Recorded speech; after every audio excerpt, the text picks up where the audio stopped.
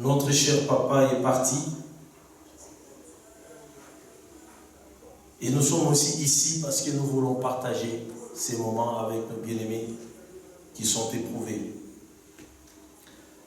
La mort est quelque chose de particulier quelque chose qui est là, mais que nous ne faisons pas attention chaque fois. Trop souvent et trop rares sont des personnes, surtout nous, qui venons de l'Afrique, qui pensons parfois à la mort. Nous faisons notre vie sans trop y penser et sans parfois s'y préparer. Notre papa qui est décédé ou qui est parti est né le 10 juin 1947. Il s'appelle Chitende Mwadianvita Gilles. Il était marié à Madame Philomène Tchishimbi, qui est décédée déjà, fils de Lutumba et de Manyonga. Il a fait ses études primaires et secondaires à Lubumbashi et il a travaillé successivement au journal Salomo, à Marsavco, à la société Sotras. Et depuis 2014, il était enseignant à l'EPD Joannick. Il est décédé le 3 août 2024 à Kinshasa et il laisse 7 enfants et 7 petits-fils.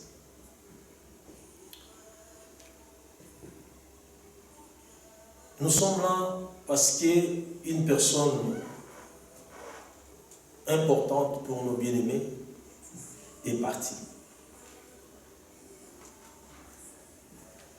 Depuis 1947, Dieu lui avait fait grâce de vivre.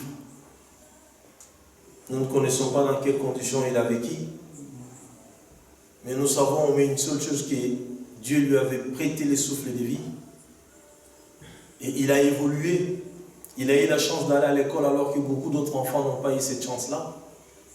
Il a eu la chance d'avoir une femme et d'avoir des enfants alors que beaucoup n'ont pas eu cette chance-là.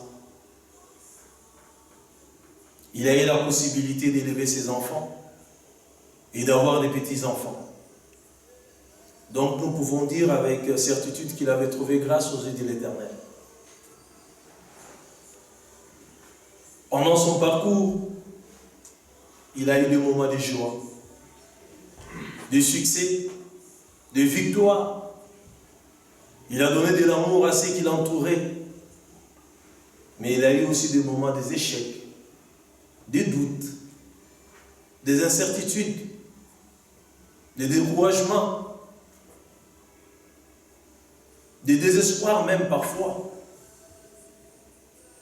Mais au-delà de toutes ces choses, le Seigneur avait continué à les protéger, à les garder et à l'accorder sa faveur.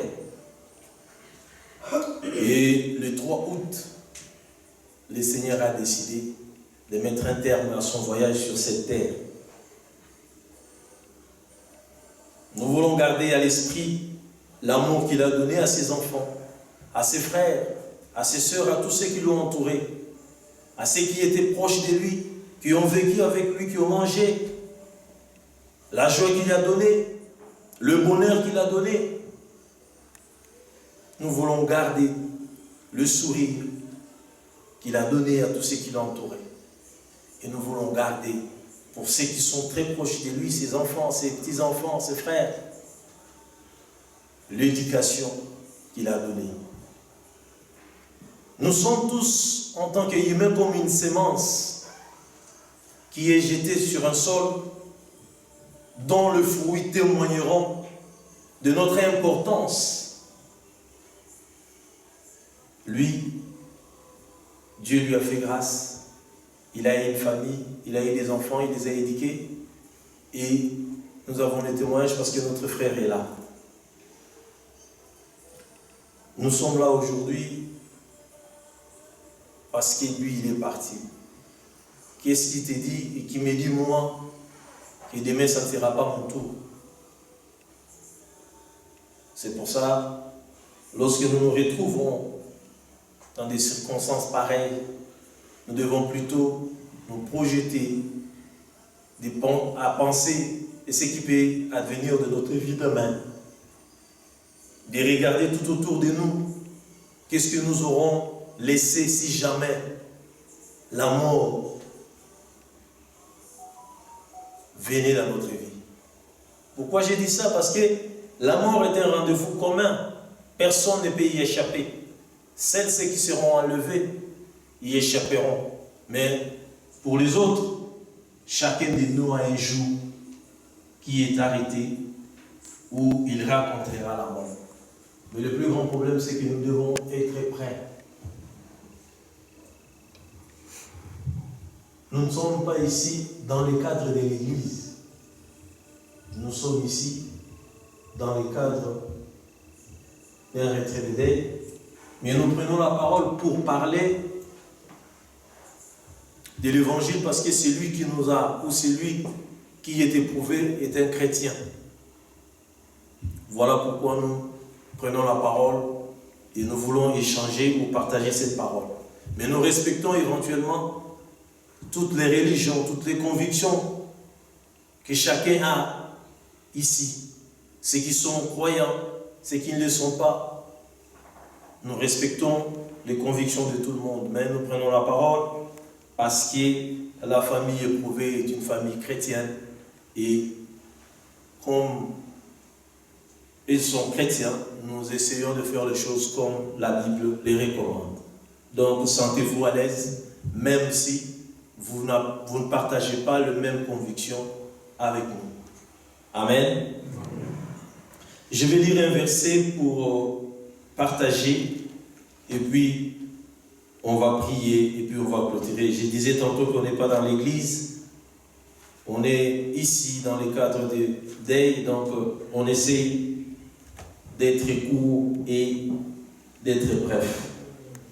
Je suis dans les livres de Thessaloniciens, 1 Thessaloniciens, le chapitre 4, au verset 13. La Bible dit ceci: nous ne voulons pas, frères, que vous soyez dans l'ignorance au sujet de ceux qui dorment, afin que vous ne vous attristiez pas comme les autres qui n'ont pas d'espérance. En effet, si nous croyons que Jésus est mort et qu'il est ressuscité, nous croyons aussi que Dieu ramènera par Jésus-Christ avec lui ceux qui sont endormis. Voici en effet ce que nous vous déclarons.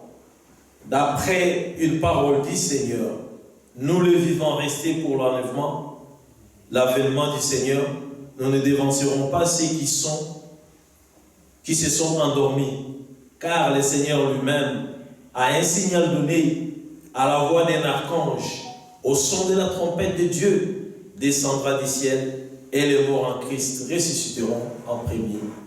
Et ensuite, nous vivants qui serons restés, nous serons enlevés ensemble avec eux dans les nuées, à la rencontre du Seigneur dans les airs, et ainsi nous serons toujours avec les seigneurs. Consolez-vous donc les uns les autres par ces paroles. Paroles du Seigneur. Amen. Ces paroles que nous venons de lire sont des paroles que notre bien-aimé Paul a écrites aux frères des Thessaloniques, qui étaient éprouvés, qui étaient dans l'angoisse, parce qu'il y avait des pertes de certains membres de l'Église qui partaient, et les gens commençaient à se poser des questions.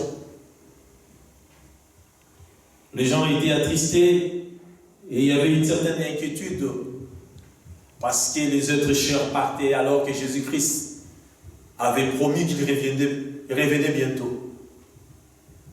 Les gens de l'époque de Jésus, quand Jésus avait dit que je reviendrai bientôt, ils ne pensaient pas que ça pouvait faire 2000 ans. Ils ne pensaient pas que ça pouvait faire 300 ans. Donc, dans leur conscience, ils se disaient peut-être qu'après une année, après 2 ans, le Christ reviendra. Mais il y a eu beaucoup d'années qui se sont coulées et le Christ n'est pas revenu. Les frères ont commencé à se poser des questions sur le mort. Les gens qui partent avant, quand deviendra-t-il? Comment va se faire l'enlèvement et comment les choses vont se passer? Alors le frère Paul a voulu expliquer. D'abord, réconforter ceux qui sont dans la douleur. les fortifier en leur disant que la mort n'est pas la fin. Au-delà de la mort, il y a une vie. Et si on croit et si on espère, on vivra encore lorsque le Seigneur viendra. Il a expliqué comment les choses se feront pour permettre à ce que tout le monde se mette dans les conditions et qu'il soit consolé. Il dit, ceux qui sont morts dans les Seigneurs, ceux qui sont morts en ayant reçu Jésus comme sauveur et Seigneur, ceux qui ont une foi. Les écrits originaux disent comme ça, ceux qui ont une foi seront ressuscités en premier. Et on ne déclare pas comme des morts, on dit ceux qui ont la foi ou ceux qui sont dans les Seigneurs, qui sont endormis. Ici, la mort est considérée comme le sommeil. Un moment où le corps humain, l'être humain est inactif. Et ces gens-là seront ressuscités en premier. Et ceux qui sont vivants seront enlevés avec le Seigneur. La foi, c'est quelque chose de personnel et de particulier. Et je ne me permets pas de juger les gens sur leur foi. Parce que ce n'est pas à moi de juger chacun de nous ici. Mais chacun de nous se connaît mieux que moi. On peut faire semblant devant les hommes, mais on ne peut pas tromper sa conscience. Chacun de nous a une expérience de la vie parce qu'avoir l'âge que nous avons, on ne peut pas dire qu'on n'a jamais entendu la parole de Dieu. La question est de savoir quelle est la position que tu as aujourd'hui en face du Seigneur. Et si jamais la mort arrivait aujourd'hui, quelle sera ta position? Nous pouvons prier pour notre papa, nous pouvons faire une messe, mais cela ne changera rien de ce qui est déjà arrêté, de ce qui est déjà fait. Il sera jugé, il sera considéré devant le Seigneur par rapport à son parcours. Et comme je le disais tantôt, que je ne suis pas là pour juger les gens, mais je suis là aussi pour réveiller les consciences des gens, afin que chacun de nous, au travers de cette circonstance, nous puissions répondre conscience et se poser des questions pour nous permettre à ce que nous puissions nous projeter pour demain. À la famille qui est éprouvée, je vais dire ces mots. Toutes les expressions humaines ne sont pas à même d'apporter une consolation à la douleur que vous éprouvez. Le langage humain n'a pas de mots capables d'atteindre la souffrance que vous avez en ce moment. Mais je voudrais vous dire une chose. Vous avez un vécu, vous avez une histoire que vous avez vécue avec notre cher papa. Gardez ce moment de joie, de bonheur que vous avez vu partager avec lui, l'amour que vous avez pu recevoir de lui. Et consolez-vous par cette parole qui dit qu'à l'avènement du Seigneur, nous nous réveillerons. Soyez fortifiés, soyez consolés. Sachez que rien ne peut arriver si Dieu ne l'a pas décidé. Si notre papa est parti, c'est parce que le Seigneur a décidé que cela soit ainsi. Et nous rendons grâce au Seigneur, parce qu'il est écrit dans sa parole qu'il rendait grâce à Dieu à chaque instant, sachant que telle a été la volonté de Dieu pour vous à cet instant-là. Notre prière est que le Seigneur vous console, vous fortifie et vous assiste. Et aussi qu'il vous donne la force de traverser cette épreuve dignement comme des enfants de Dieu. Et que la paix de notre Seigneur vous accompagne. Nous croyons et nous avons la certitude que Dieu qui n'abandonne jamais ceux qui espèrent en lui ne vous abandonnera pas. Nous sommes avec vous et nous prions Que la paix de Dieu vous accompagne. Voilà les quelques mots que nous pouvions dire par rapport à cette circonstance. Nous allons incliner nos têtes et nous allons prier pour recommander la famille entre les mains du Seigneur, pour demander au Seigneur de les fortifier, de leur donner la force de traverser dignement cette épreuve, de consoler chacun en fonction de la disposition du cœur de chacun, parce que chacun de nous reçoit et supporte la chose différemment. Le Seigneur qui connaît chacun de ses enfants, de ses petits-enfants, de ses frères, de ses sœurs, qui sont attristés en ce moment à cause de l'inspiration de notre papa Gilles, que le Seigneur console et qu'il essuie les larmes, qu'il fortifie et qu'il soit ses repères et qu'il soit celui qui conduira leur vie. Prions dans le nom du Seigneur. Nous voulons te rendre grâce parce que tu es Dieu. Nous voulons te bénir parce que tu es celui qui dit et la chose arrive. Il t'a plu, Seigneur, de mettre un terme au parcours sur cette terre de notre papa Gilles. Voilà pourquoi nous venons en ce moment pour te dire merci. Merci pour le bonheur, le joie, l'amour qu'il a pu donner, Seigneur, à tous ceux qui lui ont rencontré, qui ont vécu avec lui. Merci, Seigneur, pour toutes les grâces qu'il a reçues de toi. Merci pour le parcours sur la terre. Merci pour ses succès et aussi pour ses échecs, pour ses réussites et aussi pour ses moments de doute. Merci pour ses enfants. Merci pour ses petits-enfants. Nous voulons, Seigneur, à ce moment les recommander entre tes sortes. Mais la Bible dit que tu es ce Dieu qui se souvient et qui console. Ce Dieu qui prend soin des orphelins. Laisse, Seigneur, que toi tu puisses être leur Dieu, leur Père. Console et fortifie, essuie les larmes, donne la force. Et aide, Seigneur, à continuer la vie, à continuer, Seigneur, et à rester, Seigneur, fidèle vers toi. Nous voulons recommander ce moment entre tes mains. Que tout ce qui se fera ici rende gloire à toi. Nous nous opposons à tout ce qui est contraire et tout ce qui ne confesse pas ton nom. Que cela soit anéanti. Dans le nom de Jésus que nous avons prié. Et nous disons tous Amen. Amen. Donc nous disons que on va vous servir quelque chose à manger et à boire. Donc prenez-les.